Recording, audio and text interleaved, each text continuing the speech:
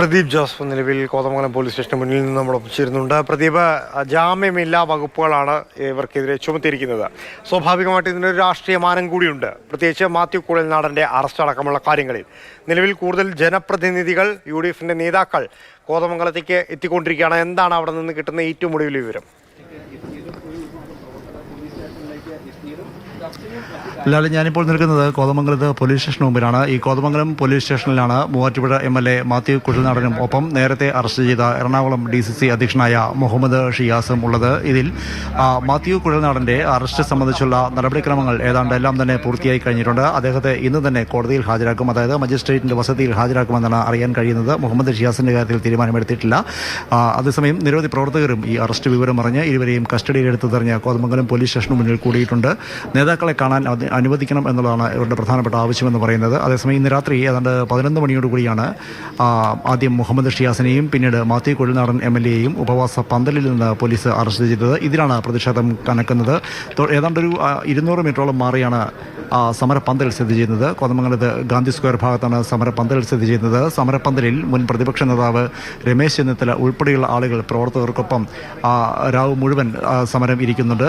കുറച്ചു സമയം മുൻപ് ദേശീയപാത ഉപരോധിക്കുന്ന അടക്കമുള്ള പ്രത്യക്ഷ സമരപരിപാടികളുണ്ടായിരുന്നു. എന്നാൽ ആ സമരപരിപാടികളിൽ നിന്ന് മാറി പോലീസ് സ്റ്റേഷന് മുന്നിൽ നേതാക്കളെ കാണാൻ, സംസാരിക്കാനും അനുവദിക്കണമെന്നാവശ്യപ്പെട്ടുകൊണ്ടാണ് ഇപ്പോൾ കോൺഗ്രസ് പ്രവർത്തകരുടെയും യൂത്ത് കോൺഗ്രസ് പ്രവർത്തകരുടെയും ഒക്കെ നേതൃത്വത്തിൽ ഇത്തരത്തിലൊരു കുത്തിയിരിപ്പ് നടത്തിക്കൊണ്ടിരിക്കുന്നത്. അതേസമയം മാത്യു കുഴൽനാടൻ MLA-യെ ഏറെ വൈകാതെ തന്നെ മജിസ്ട്രേറ്റിൻ്റെ മുന്നിൽ ഹാജരാക്കും, കോടതിയിൽ ഹാജരാക്കും. ജാമ്യമില്ലാ വകുപ്പുകൾ ചുമത്തിയാണ് മാത്യു കുഴൽനാടനെ എതിരെ കേസെടുത്തിരുന്നത്. കാരണം ആശുപത്രി സംരക്ഷണ നിയമം ഉൾപ്പെടെ ചുമത്തിയിരുന്നു. അതുകൂടാതെ തന്നെ പൊതുമുതൽ നശിപ്പിക്കൽ, പോലീസുകാരുടെ അപമര്യാദയായി പെരുമാറൽ, മൃതദേഹത്തെ അപമാനിക്കൽ തുടങ്ങിയ കുറ്റങ്ങളും അദ്ദേഹത്തിനെതിരെ ചുമത്തിയിരുന്നു. ഇങ്ങനെയാണ് ജാമ്യമില്ലാ വകുപ്പുകൾ ചുമത്തിയത്. കൂടാതെ മുഹമ്മദ് ഷിയാസിനെതിരെയും ഇടുക്കി MP ഡീൻ കുര്യാക്കോസ്, അതുകൂടാതെ UDF എറണാകുളം ജില്ലാ കൺവീനർ ഷിബു തെക്കുമറും തുടങ്ങി കണ്ടാൽ അറിയാവുന്ന ഏതാണ്ട് 30-ലധികം ആളുകൾക്കെതിരെയാണ് കേസെടുത്തിരുന്നത്. ഇന്ന് രാത്രിയിലും പ്രതിഷേധ പരിപാടികളുമായിരിക്കാൻ തന്നെയാണോ തീരുമാനം? തീർച്ചയായിട്ടും. അപ്പുറത്ത് ഞങ്ങളുടെ നേതാക്കൾ രമേശ് ചെന്നിത്തല അടക്കമുള്ള നേതാക്കൾ, ഡീൻ കുര്യാക്കോസ് MP, അതുപോലെ MLA-മാരെല്ലാവരും അവിടെ സമരപന്തലിൽ ഇരിക്കുന്നുണ്ട്. അവർക്ക് അഭിവാദ്യം അർപ്പിച്ചുകൊണ്ട് ഇവിടെ തന്നെ ഇരിക്കാനാണ് ഞങ്ങൾ തീരുമാനിച്ചിരിക്കുന്നത്. ഞങ്ങളുടെ DCC പ്രസിഡന്റ് പ്രിയപ്പെട്ട മുഹമ്മദ് ഷിയാസിനെ അകത്ത് ഇവർ പിടിച്ചു വെച്ചിരിക്കുകയാണ്. അവരൊന്ന് കാണാൻ വേണ്ടി ഞങ്ങൾ അകത്തേക്ക് കയറാൻ നോക്കിയപ്പോൾ ഇവിടുത്തെ പോലീസുകാർ ഗുണ്ടായുസമാണ്. ഞങ്ങളൊന്ന് അവരിവിടെ ഒരു പ്രകോപനം ഉണ്ടാക്കാൻ വന്നവരില്ല. ഞങ്ങൾ ജസ്റ്റ് പ്രസിഡന്റ് ഒന്ന് കാണാൻ വേണ്ടിയിട്ട് ഇതിൻ്റെ അകത്തേക്കൊന്ന് കയറാൻ പോയപ്പോൾ ഞങ്ങളെ തള്ളിക്കൊണ്ട് ഇവിടെ മീശ വെച്ച ഒരു പോലീസുകാരൻ ഞങ്ങളെ പിടിച്ച് തള്ളി. ഞങ്ങളുടെ വെറുതെ ഒരു പ്രകോപനം ഉണ്ടാക്കുകയാണ്. ഞങ്ങൾ ഇവരെ മേക്കെട്ട് കയറാനോ അല്ലെങ്കിൽ ഇവരെ ഉപദ്രവിക്കാനോ വന്നവരല്ല. ഞങ്ങൾ ജസ്റ്റ് ഞങ്ങളെ പ്രസിഡന്റ് ഒന്ന് കാണാൻ വേണ്ടി വന്നവരാണ്. പക്ഷെ ഞങ്ങളെ പോലും തടഞ്ഞുകൊണ്ട് ഇവിടെ പ്രകോപനം ഉണ്ടാക്കാൻ. നാളത്തെ സമരപരിപാടികളെ കുറിച്ചൊരു ധാരണയായിട്ടുണ്ടോ, തീരുമാനമായിട്ടുണ്ടോ? തീർച്ചയായിട്ടും ഇത് അങ്ങനെ വിട്ടുകളയാൻ ഉദ്ദേശിക്കുന്നില്ല ഞങ്ങൾ. കാരണം ഞങ്ങൾ സമരം ചെയ്തത് എന്തിനാണ്? ഡീൻ കുര്യാക്കോസ് MP, മാത്യു കുഴൽനാടൻ MLA, അതുപോലെ മുഹമ്മദ് ഷിയാസ്. ഇവിടെ വന്യജീവികളെ കൊണ്ട് ഇവിടുത്തെ സ്ത്രീകൾക്കും ജനങ്ങൾക്കും സാധാരണക്കാർക്കും ജീവിക്കാൻ പറ്റാത്ത അവസ്ഥ. അവരവരുടെ കൃഷിയിടത്തിലൊന്ന് കൃഷിപ്പണിയുമായി ഇറങ്ങിക്കഴിഞ്ഞാൽ ജീവൻ പൊലിഞ്ഞു പോകുന്നൊരു സാഹചര്യം. ഇത് സർക്കാർ തിരിഞ്ഞു നോക്കാനില്ലെന്നേ. പിണറായി വിജയനുണ്ടോ തിരിഞ്ഞു നോക്കാൻ? അല്ലെങ്കിൽ ഇവിടുത്തെ വനംവകുപ്പ് മന്ത്രിയുണ്ടോ? ഇവിടുത്തെ ഏതെങ്കിലും മന്ത്രിമാരുണ്ടോ? എവിടെയാണ് സർക്കാർ? എവിടെയാണ് ഫോറസ്റ്റ് ഉദ്യോഗസ്ഥരെവിടെ? DFO എവിടെ? ഇത് ചോദിക്കുന്നതിൽ എന്താ തെറ്റ്? എത്ര ദിവസമായി ഈ കേരളത്തിൽ നടന്നുകൊണ്ടിരിക്കുന്നത്? ഇപ്പോൾ ഞാൻ തൊട്ടപ്പുറത്തൊരു ചായക്കടയിൽ ചായ കുടിച്ചുകൊണ്ടിരിക്കുമ്പോൾ ഇവിടുത്തെ പ്രാദേശികവാസികളായിട്ടുള്ള നേര്യമംഗലത്തുള്ള പത്രപ്രവർത്തകർ പറയുന്നത് എൻ്റെ വീട് ഫോറസ്റ്റിൻ്റെ അടുത്താണ്, ഞങ്ങൾ വനമേഖലയിലാണ്. ഇവർ ഈ ഫോറസ്റ്റുകാർ ജീപ്പിൽ വന്നിട്ട് ഈ ആന ഇപ്പോൾ ഇറങ്ങിക്കഴിഞ്ഞാൽ ഈ ആനയെ ഒച്ചയും വെള്ളം ഉണ്ടാക്കി ഓടിച്ച് അപ്പുറത്തേക്ക് വിടും, അപ്പുറത്തുനിന്ന് ഇപ്പുറത്തേക്ക് വിടും. ഇതൊരുമാതിരി കള്ളനും പോലീസും കളിയാന്നേ. ആളുകൾക്ക് ജീവിക്കണ്ടേ?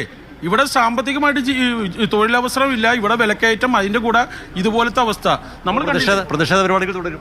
തീർച്ചയായിട്ടും. ഞങ്ങൾ തിരുവനന്തപുരത്ത് സിദ്ധാർത്ഥ എന്ന ചെറുപ്പക്കാരന് വേണ്ടി യൂത്ത് കോൺഗ്രസിന്റെ നിരാഹാര സമരം നടക്കുന്നു. ഇതിപ്പോൾ ഞങ്ങൾക്ക് മുക്കിലും മൂലയിലും സമരപരിപാടികളും സമര പോരാട്ടം നടത്തേണ്ടതാണ്. ഞങ്ങളുടെ പാർട്ടിയുടെ മുഴുവൻ സംവിധാനം ഉപയോഗിക്കും ഇതിനകത്ത്. കാരണം ഇതങ്ങനെ വിട്ടുകളയാൻ ഞങ്ങൾ ഉദ്ദേശിക്കുന്നില്ല. കാരണം ഞങ്ങളുടെ DCC പ്രസിഡന്റിനെയും MLA-യും MP-യൊക്കെ ആക്രമിക്കാന്ന് പറഞ്ഞാൽ, പോലീസ് നരനായിട്ടൊക്കെ നടത്താന്ന് പറഞ്ഞാൽ അത് അനുവദിക്കാൻ പറ്റുന്നതല്ല.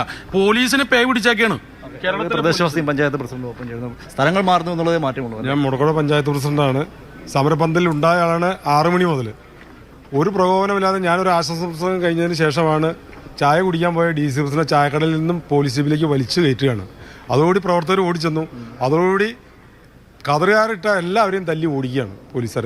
ഭീകരമായ ലാത്തി ചാർജ്. ആ ലാത്തി ചാർജിൽ ഒത്തിരി പേർക്ക് പരിക്ക് പറ്റിയിട്ടുണ്ട്. DC പ്രസിഡന്റിന്റെ ജീപ്പിൽ ഒറ്റയ്ക്ക് കയറ്റി 3-4 മണിക്കൂർ കഴിഞ്ഞതിന് ശേഷമാണ് കോതമംഗലം സ്റ്റേഷനിൽ. ആരെങ്കിലും ആശുപത്രിയിലുണ്ടോ? ആശുപത്രിയിൽ ഇവിടുത്തെ 2 ബ്ലോക്ക് പ്രസിഡന്റുമാർ ആശുപത്രിയിലാണ്. ഒട്ടനവധി ആളുകളെ ആശുപത്രിയിലുണ്ട്. കതറിട്ടവരൊക്കെ പിടിച്ചു. സ്ത്രീകളുണ്ടായിരുന്നോ? സ്ത്രീകളുണ്ടായില്ല. കാരണം സമയം 11 മണി 12:30 നിങ്ങൾ ഈ പ്രദേശത്ത് ഏറ്റവും കൂടുതൽ ഈ വന്യജീവി ശല്യം മൂലം വലയുന്ന ആളുകളാണല്ലോ. ഇവിടുത്തെ സാഹചര്യം എങ്ങനെയാണ്? ഇവിടുത്തെ സാഹചര്യം എന്ന് പറഞ്ഞു കഴിഞ്ഞാൽ നമുക്കറിയാം, ഈ വയനാട് പ്രദേശങ്ങളിലൊക്കെ ഈ കടുവ പുലി ആക്രമണം ഉണ്ടായിട്ടും അവിടെ പോകാൻ മുഖ്യമന്ത്രിക്ക് കഴിഞ്ഞിട്ടില്ല. ഇവിടെ ഈ ഇന്ദിര എന്ന് പറയുന്ന ചേച്ചി രാവിലെ മരണപ്പെട്ടിട്ടും അതൊന്ന് അന്വേഷിക്കുവാനോ അത് വേണ്ടപ്പെട്ട രീതിയിൽ കൈകാര്യം ചെയ്യുവാനോ ഇവിടുത്തെ അധികൃതർ വനംവകുപ്പ് ഉദ്യോഗസ്ഥർ തയ്യാറായില്ല. പോസ്റ്റ്മോർട്ടം നടത്തുവാനായിട്ട് കയറിയ ആ മൃതദേഹം MLA-മാരുടെ നേതൃത്വത്തിൽ DC പ്രസിഡന്റിന്റെ നേതൃത്വത്തിൽ മോർച്ചറിയിൽ നിന്ന് കൊണ്ടുപോകും. അത് നമ്മൾ കണ്ടു. ഞാൻ ചോദിച്ചു വന്യജീവി ശല്യം സമീപകാലത്ത് ഉണ്ടായത് എങ്ങനെയാണ്? ഇന്നത്തെ സംഭവവികാസങ്ങൾ പ്രതിഷേധങ്ങൾ നമ്മൾ കണ്ടിരുന്നു.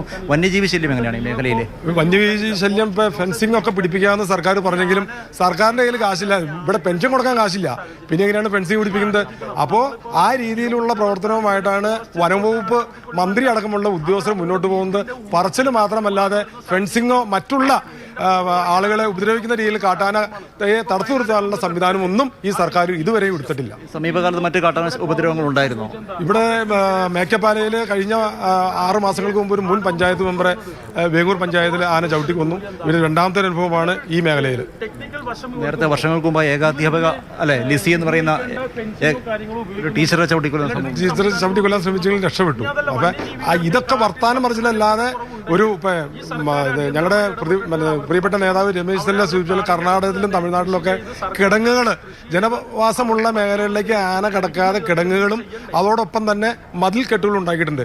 ഇവിടെ അങ്ങനെ ഒരു സംവിധാനം ഉണ്ടാക്കുവാനായിട്ട് വനംവകുപ്പ് മന്ത്രിയോ സർക്കാരോ ശ്രമിക്കുന്നില്ല. അതുകൊണ്ടാണ് ആന കാട്ടാന വെള്ളം കുടിക്കാനൊക്കെ ആയിട്ട്, അല്ലെങ്കിൽ അവിടെ ജലസേചനമായിട്ട് ജലസേന സൗകര്യം ഉണ്ടാക്കി കൊടുക്കുക വനത്തിനകത്ത്.